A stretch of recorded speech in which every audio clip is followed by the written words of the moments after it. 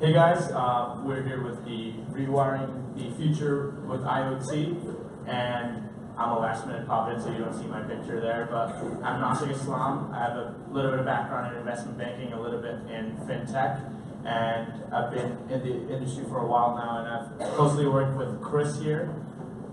And just the way it is, we see there's a tremendous interaction between finance, tech, and IoT especially. There's a tremendous sort of interaction going on between the two. And today we're going to learn a little bit about how Chris and Alex are changing the future and rewiring it. By getting shit done. Yep, exactly it.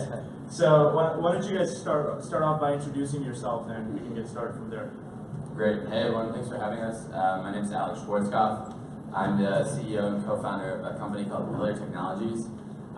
We are working on the construction side of the future. So just super high level, in 2050, 70% of the world's population is going to be urban, which means that we need to build a shit ton more buildings in order to accommodate the rapid urbanization of our globe. And frankly, we're not set up to do that.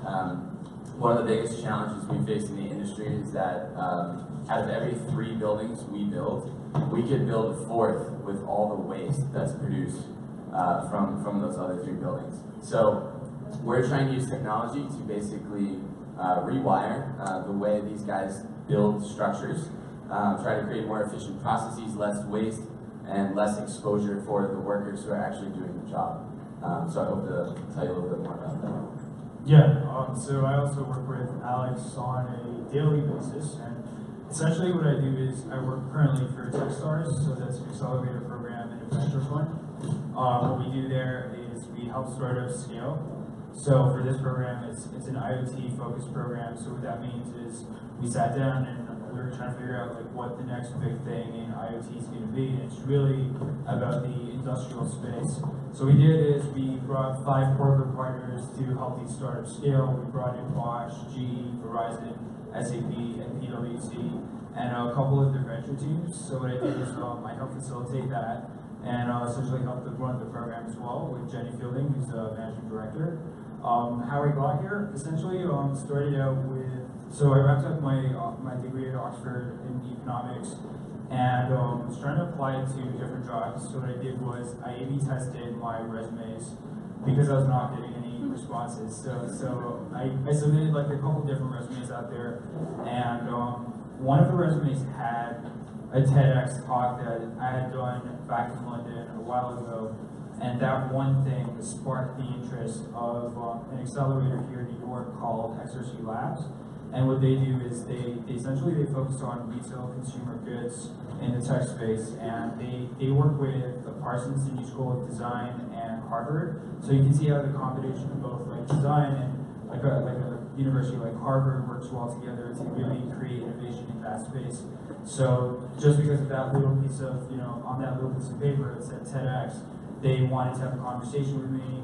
We talked, and essentially they hired me. And then after that, jumped into Accelerator and got involved with startups and seeing them scale.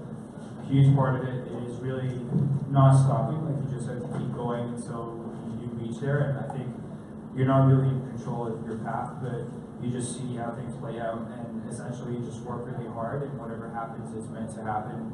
And then from that, I got hired by one of the startups that came out of the accelerator called Forge. And Forge was a really interesting experience for me. Did it for about a year. It's an on-demand platform for hourly labor. So imagine sort of like Uber for retail. So think I want to work at Dunkin' Donuts right now between 3 and 6. I also, I go to school, I have a job, and I want to have a flexible work schedule. So what I do is I go through my app, I select those hours, clock in, clock out, get paid. That simple. So after Forge, we raised 1.2 million, signed Dunkin' Donuts, and then after that, I was trying to decide what was next for me. So I got an offer to move with them to San Francisco, and the alternative was to stay in New York. My family background's in advanced manufacturing, so my grandfather has a paint company, so they produce automotive paint, industrial paint. They sell it in the Middle East and Africa. So I had to make this decision between should I go back there and focus on that, should I stay here and move to San Francisco? And then the third option came up where the program director of XRC Labs gave me a job offer at Techstars. And what was really interesting is that they're specifically focusing on this archaic industry in the industrial Internet of Things, and how can IoT rewire that industry, whether it's construction, what Alex is working on, or even using technologies like drones to really shape the future of all these different industries that we're talking about. Great, I mean, great to hear the tremendous background for you guys. I should have said more. Should have said more. So I'll give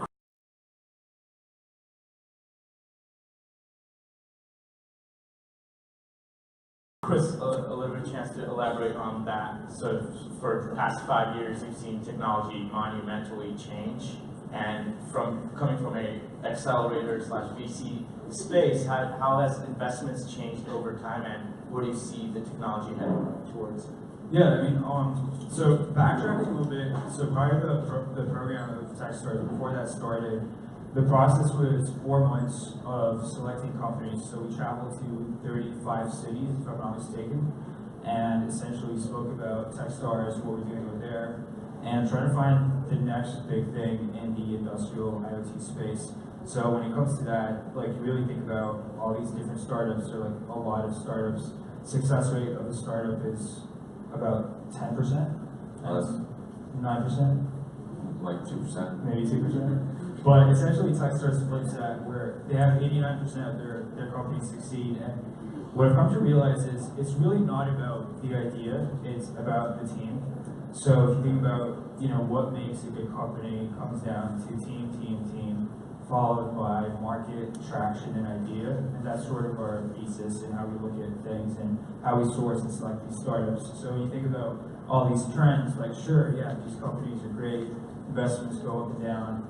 Especially recently, if you look at CV Insights, there was a spike at some point in IoT investments, and recently it's been going down.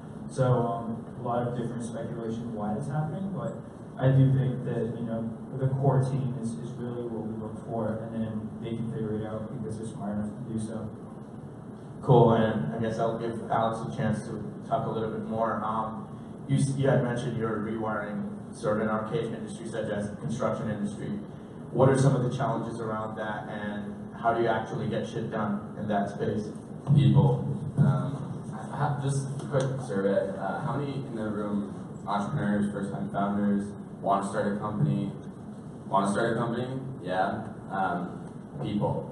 110%. People on a few fronts. First thing is that if you really want to create a social change, a change in an industry, you have to understand and be compassionate with the people in that space. You have to love them like you love, getting up in the morning and working on that problem. If you don't, you will never create the right thing to help them. So I think that's the first challenge. For me personally, I had to fall in love with the construction worker, which is actually kind of a challenging thing to do because they're some of the most abrasive people on the planet. Like F this, but underneath that all, they're just trying to do their job.